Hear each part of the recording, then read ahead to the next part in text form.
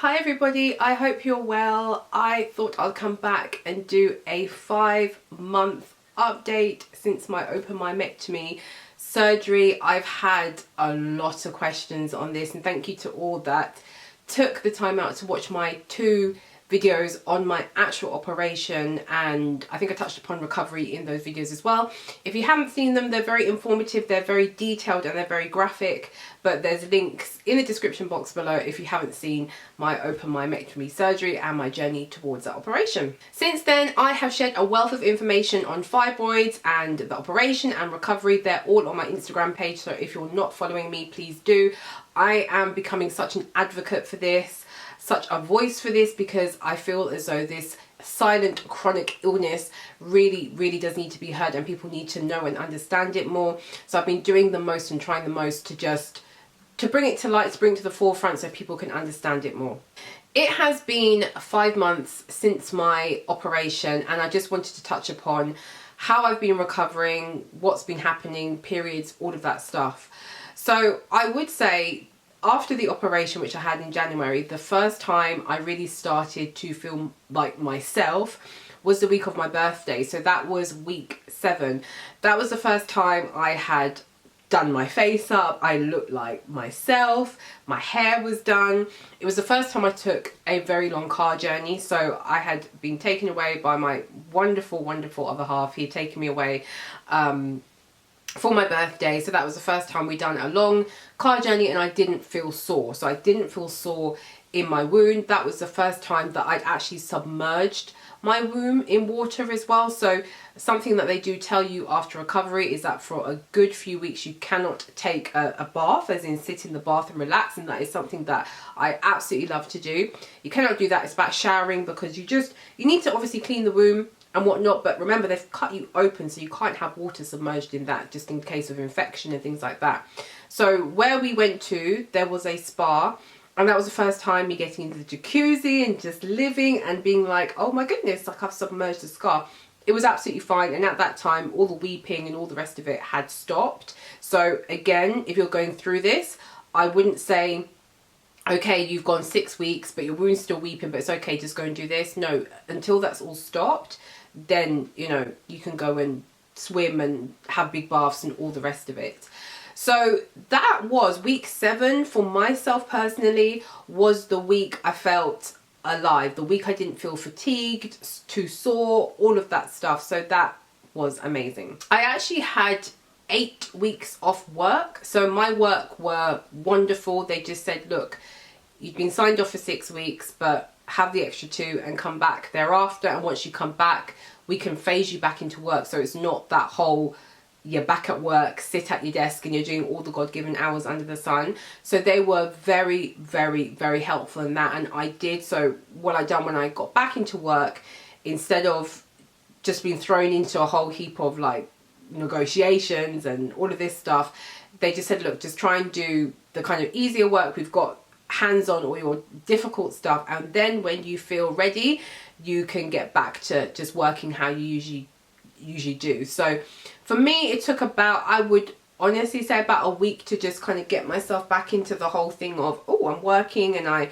have to wake up at this time. I was still working at home at that time, because we've now started to filter back into the office, so they allowed me that time at home, because they understood that repetitive car journeys could be quite sore to myself. But at that time it wasn't too bad, and sitting at the desk as well could actually irritate the scar. So at that point in time, so still week 7, week 8, to sit like this for long periods of time still irritated my scar. So I needed to get up from my desk a lot more and just walk about, make sure that there was motion here. But I explained that to my employer and they were absolutely fine. So that first week, I was just filtering back in. I finished a little bit earlier from work, so just so I can rest, because as you can appreciate, if you've had 8 weeks off work, your body clock is pretty much messed up, because after the open myomectomy, with all the drugs you're given, you're basically in a state of in and out of sleep, and obviously sleep aids recovery, and that's fantastic. So one thing they do say is when you need to sleep, you sleep. So imagine just basically doing that for 8 weeks. You're not really moving because you can't, and then being thrown back into work, it's going to be a bit of a trip for the body. So I was very lucky to have an understanding employer that just said, look, you do as much as your body can do. For me, week 10 was the real turning point where I just felt as though I've recovered from this. I feel great. Let me go here, there, everywhere. So I would say week 10 to now has been a breeze. Touch wood, I haven't had to go back to the hospital or to see the consultant or my doctor for anything concerning the fibroids or the operation. I am very in tune with my body, so I find myself just being like, okay, I remember how pain used to feel down there, and you know, you would almost like not wait for such pain, but you find yourself around the time of your cycle, so your period, just be kind of like on edge to kind of feel those pains again. And it's weird to not suffer from, I guess, the heightened PMS symptoms that you would, but they weren't PMS, they were fibroid symptoms that were just activated because your period was coming. It's very strange to sit and not experience any of that, but fantastic at the same time. So just to recap that little bit, because I was very in tune with my body, it's almost like I was like not waiting for things to happen, but you're just checking that, oh yeah, because it's all out, it's not going to do that. So I have not experienced any fibroid related pain since my fibroids have been removed. And for those of you who don't know, I was initially diagnosed with 2 small fibroids. It went up to 6, and then on the day of the operation they took out 16 fibroids, the biggest being the size of a grapefruit. I just have to remember that. Yeah, the biggest was the size of a grapefruit. My wound has been healing fantastically. So as you know from my previous videos, I had quite a lot of trouble on my left side. So that was the side that had a lot of fibroids that caused me a lot of problems. So the fibroid symptoms I experienced were mainly on my left side. So each month I just, oh my goodness. So I haven't experienced any more kind of wound pain or wound this or wound that. It's healed really, really well. There are pictures on my Instagram, so if you want to see the kind of scar progression pictures, they're up on there as well. So I give thanks for that, because that was my main concern. As you know, I came out of hospital and then I had to keep going back in because of the wound. So yeah, it's just one of those ones whereby where he had to go really in on the left side, it kind of indented, so it looked like this, and it was quite, yeah. So I've just had to really massage it, and it's been coming out. It's been coming out, so it's not as bad as anymore. So I'm really, really thankful for that. So absolutely no problems. It's healed. It's a scar. You can see it, but remember again, it's only been 5 months, so of course you're gonna see it. I've gotten over it really, in a sense of when I first had it, it's not that I couldn't look at it, but when I looked at it, it's just like, but oh my goodness, I went through all of this and this is what it's resulted in. But had someone listened, I bet I wouldn't have had to go through this. Does that make sense? So it was quite hard to look at the scar and being accepting of such, because you knew it could have been prevented. But now I'm like, do you know what? This thing tried to get me and it didn't. It absolutely didn't. I've just come back from holiday. I've been wearing bikinis and I've just been like, do you know what? If that bikini thing slips and you see the line, it is what it is. I'm really not bothered. It's my battle scar at the end of the day. So I've been absolutely fine with that. The biggest question that people ask me is the difference between my periods now. So I'm not going to lie to you. My first, I would say, 2 cycles were very difficult. They were very difficult. So the start of them were very, very heavy. And that is what they will tell you. It takes about 3 cycles for your periods to regulate out. What I will say, and what I was very grateful for, is that my periods were still clockwork. So I had the open myomectomy surgery, and from my app, let's say if my period was due, I don't know, like the 20th of February, it came on the 20th of February. I was very, very grateful, because I had watched videos where women had gone and had the open myomectomy, and 3 months later they still hadn't had their period and things like that, and I was like, please, that cannot happen to me. The period needs to come when the period's supposed to come. And like clockwork, every single month since, it has. So no complaints on that side. But the first 2 cycles, like I said, they start out very, very heavy, and it was still doing the kind of like 7 days. I wasn't getting spotting beforehand, so thank God that had all gone.